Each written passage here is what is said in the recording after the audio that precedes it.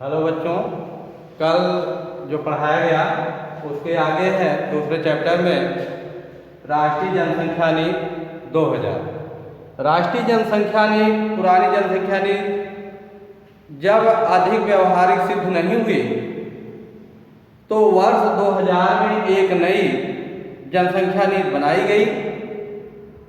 इसका उद्देश्य जनसंख्या वृद्धि को कम करने के लिए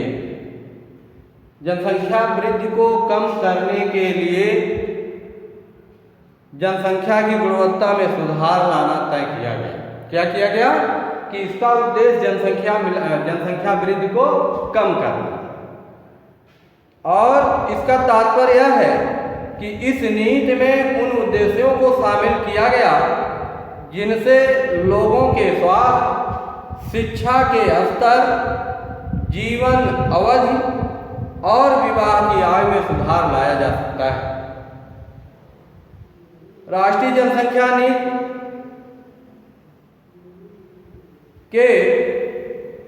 राष्ट्रीय जनसंख्या नीति के द्वारा 3 उद्देश्यों को अधिक महत्व दिया गया। पहला है तात्कालिक उद्देश्य। इसमें जो पहला है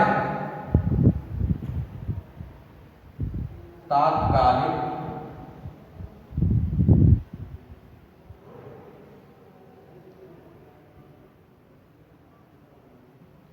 उद्देश्य,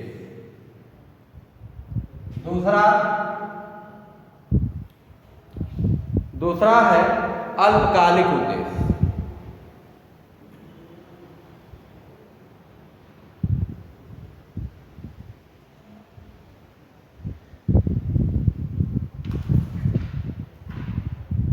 अल्पकालिक उद्देश्य और तीसरा दीर्घकालिक उद्देश्य। तीसरा है दीर्घकालिक उद्देश्य।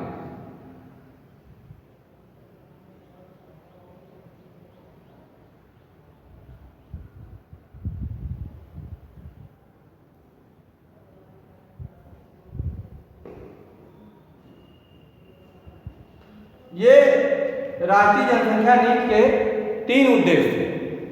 एक है तात्कालिक उद्देश्य, दूसरा है अल्पकालिक उद्देश्य और तीसरा जो है दीर्घकालिक उद्देश्य। तात्कालिक उद्देश्य, इसमें गर्भ निरोधक तरीकों का विस्तार करने के साथ साथ ही स्वास्थ्य संबंधी सुविधाओं को बढ़ाना। स्वास्थ्य संबंधी सुविधाएं जैसे जो गर्भ निरोधक तरीके हैं,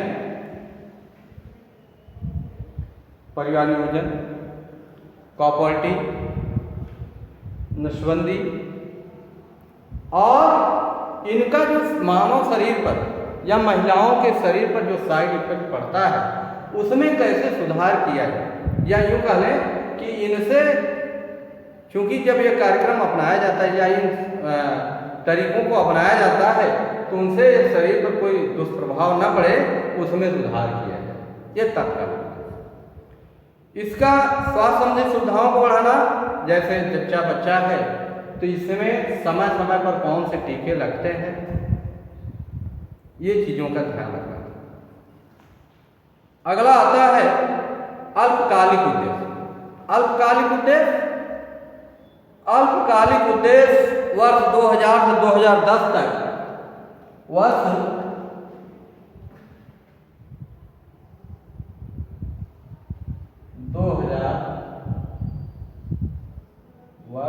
2000 से 2010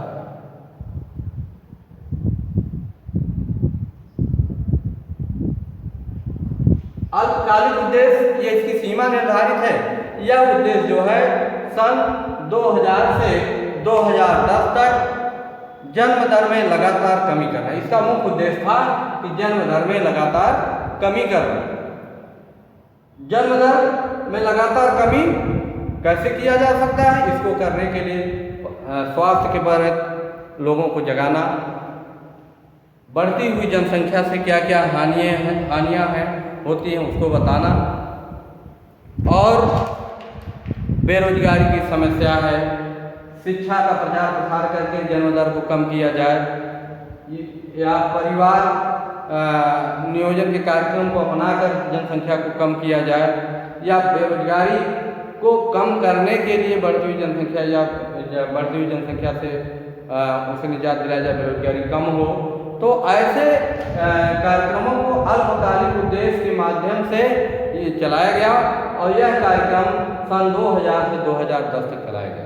इसलिए इसे जो है राष्ट्रीय जनसंख्या नीति के अंतर्गत दूसरी उद्देश्य कहा जाता है। और तीसरा फैक्टर जो है दीर्घकालिक उद्देश्य। दीर्घकालिक उद्देश्य यह जो है विभिन्न उपायों के द्वारा यह योजना बनाई गई कि विभिन्न उपायों के द्वारा वर्ष 2045 तक, कहाँ तक? वर्ष 2045 तक, वर्ष 2045 तक, जैसा कि नाम से ही पता चला दीर्घकालिक, अधिक समय तक चलने वाला राष्ट्रीय जनसंख्या नीति का यह तीसरा फैक्टर जो अधिक समय तक चलने वाला है, इसे जो है 2045 तक निर्धारित किया गया।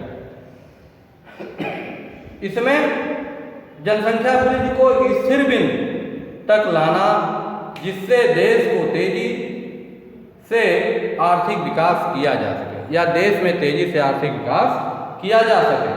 इस जनसंख्या नीति के तहत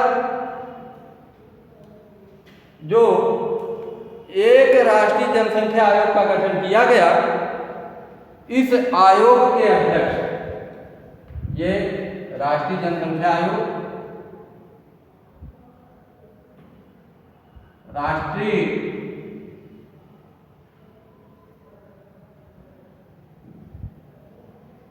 जनसंख्या आयोग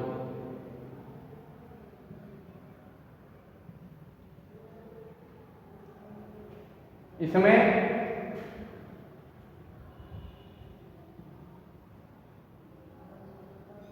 राष्ट्रीय जनसंख्या आयोग के अध्यक्ष प्रधानमंत्री होता है।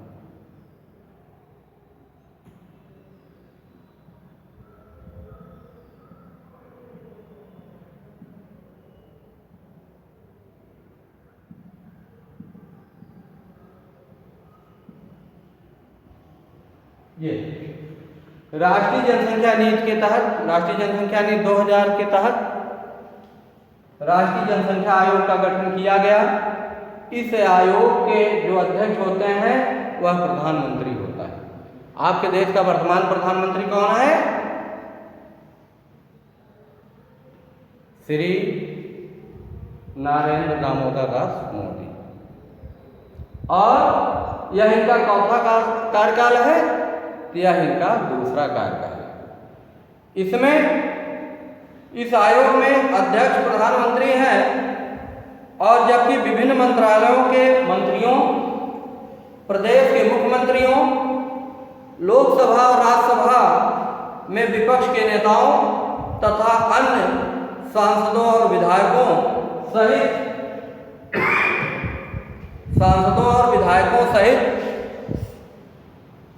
100 सदस्यों को सम्मिलित किया जाता है। यह जो आयोग होता है, इसमें विभिन्न मंत्रालयों के मंत्री, प्रदेश के मुख्यमंत्री, लोकसभा और राज्यसभा के विपक्ष के नेता सहित विभिन्न सांसद और विधायक सम्मिलित होते हैं। लेकिन इनकी कुल संख्या राष्ट्रीय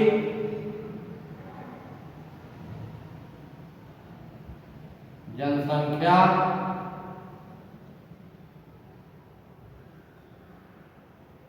आयोग में सदस्यों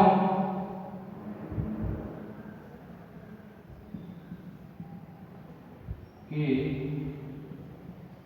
संख्या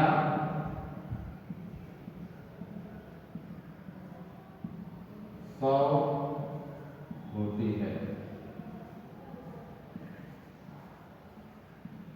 ये जो है राष्ट्रीय जनसंख्या आयोग है, इसमें सदस्यों की कुल संख्या कितनी होती है? 100 होती है। इसमें इस नीति को प्रभावपूर्ण ढंग से लागू करना और विभिन्न कमियों को दूर करने संबंधी विभागों को उचित दिशा निर्देश राष्ट्रीय जनसंख्या आयोग निर्धारित करता है। सच यह है कि परिवार कल्याण कार्यक्रम के द्वारा भारत में जनसंख्या वृद्धि में कुछ कमी जरूर हुई। परिवार कल्याण कार्यक्रम, जैसा कि हमने पहले बताया, नसबंदी, टीका नसबंदी और गर्भ निरोधक गोलियाँ और प्रॉपर्टी और तरह तरह के जो परिवार कार्यक्रम के अलग जो फैक्टर हैं, उसके द्वारा जनसंख्या वृद्धि में कमी हुई है।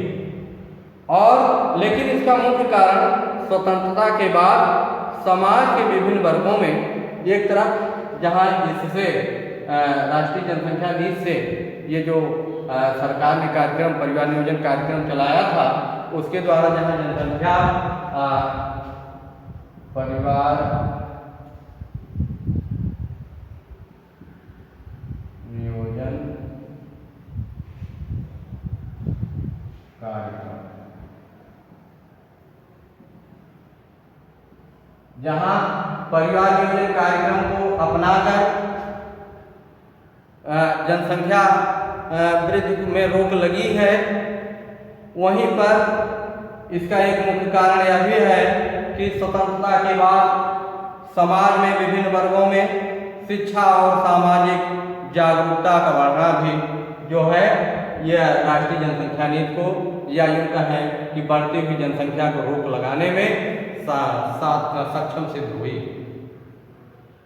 जिन व्यक्तियों का जीवन स्तर काफी नीचा है, उनमें जन्म दर कमी को कम करने के लिए सफलता नहीं मिल पाती। वर्ष 2000 की जनसंख्या नीति भी अधिक प्रभावपूर्ण नहीं रही। यह जो जनसंख्या नीति है इतने के बाद भी बहुत अधिक प्रभावपूर्ण नहीं रही, बल्कि यह लक्ष्य रखा गया कि 2010 तक जन्म दर को 2% कर दिया जाए। इसका दूसरा मुख्य उद्देश्य वर्ष 2045 तक जनसंख्या वृद्धि को पूरी तरह रोक देना। 2045 तक दीर्घकालिक उद्देश्य में 2045 तक जनसंख्या वृद्धि को पूर्ण तरह से रोक दिया जाए। और इस नीति को व्यवहारिक बनने के लिए या व्यवहारिक बनाने के लिए एक राष्ट्रीय जनसंख्या आयोग का गठन किया गया। इस राष्ट्रीय जनसंख्या आयोग के अध्यक्ष वर्तमान प्रधानमंत्री नरेंद्र मोदी, और इसमें अन्य सदस्य जो हैं विभिन्न मंत्रालयों के मंत्री, लोकसभा और राज्यसभा के विपक्ष के नेता, संसद के सदस्य और विभिन्न विधायक होते हैं, लेकिन इनकी संख्या 100 से अधिक नहीं होती है।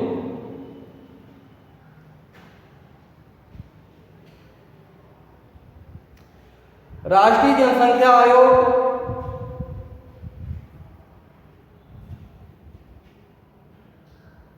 में सदस्यों की संख्या 100 से अधिक नहीं होती। यह इसका मुख्य उद्देश्य है कि वर्ष 2045 तक जनसंख्या नीति पर या बढ़ती हुई जनसंख्या पर पूर्ण रूप से रोक लगाना है।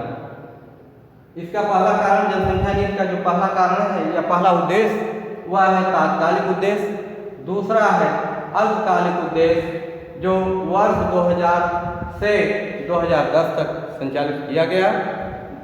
तीसरा है दीर्घकालिक उद्देश्य वर्ष 2045। अगला आता है भारत में कुछ जनांकीय विशेषताएं। जनांकीय विशेषताएं भारत में कुछ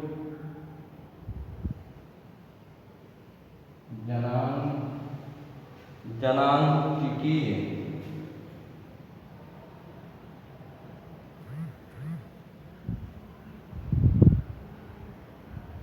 विशेषताएं।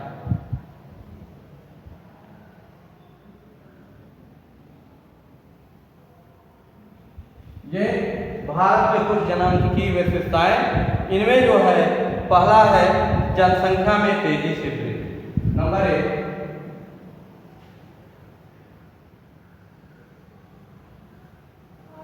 जनसंख्या में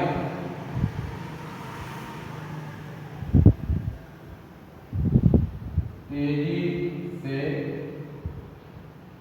वृद्धि। नंबर 2, पहला जनसंख्या में तेजी से वृद्धि।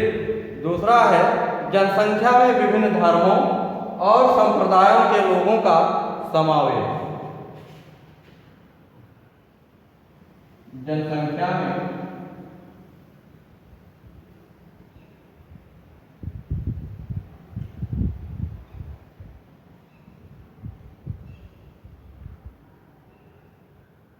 विभिन्न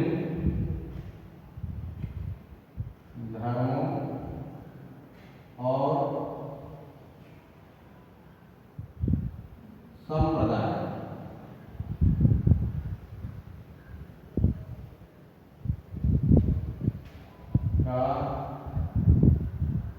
समावेश।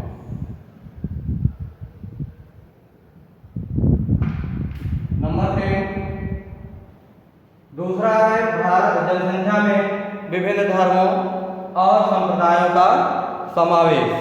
तीसरा है ग्रामीण जनसंख्या का घटता हुआ प्रतिशत।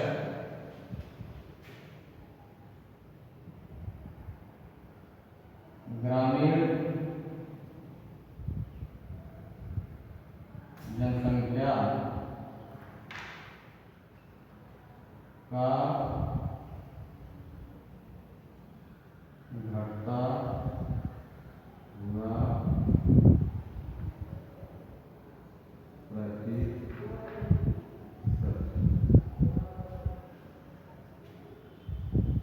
नंबर 4,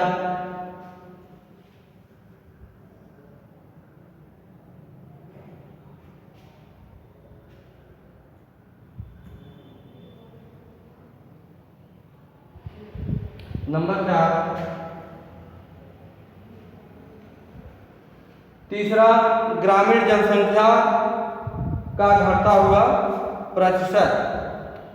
नंबर 4, कार्यशील जनसंख्या में वृद्धि।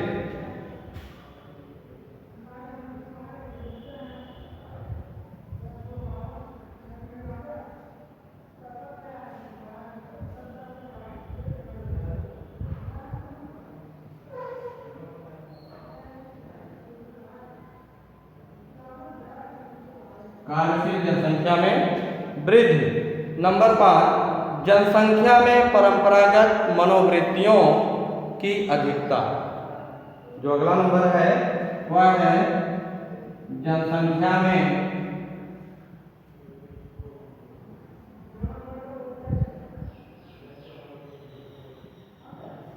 जनसंख्या में परंपरागत मनोवृत्तियों की अधिकता।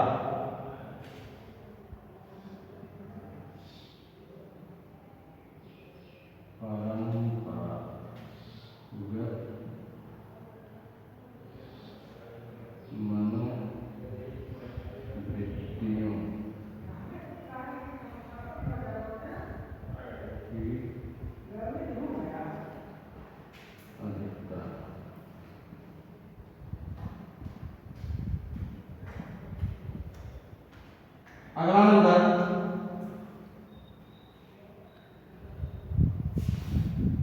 स्त्रियों की तुलना में पुरुषों का अधिक अनुपात। अगला नंबर, स्त्रियों की तुलना में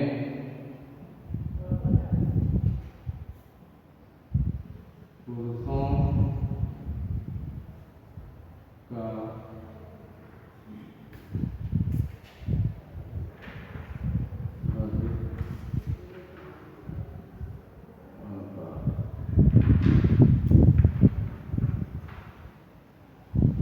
का और लास्ट में है अस्थायी परिवर्तन करने की प्रवृत्ति में वृद्धि।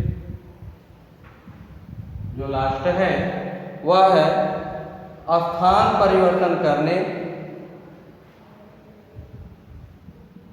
स्थान परिवर्तन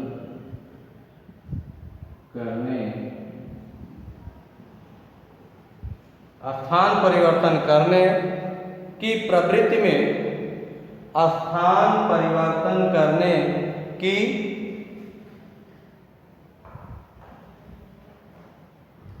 प्रवृत्ति में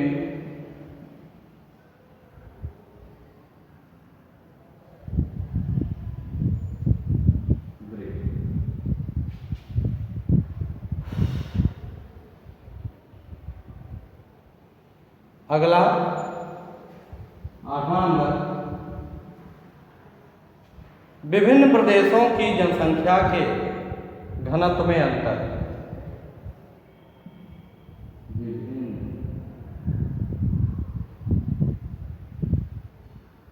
प्रदेशों की जनसंख्या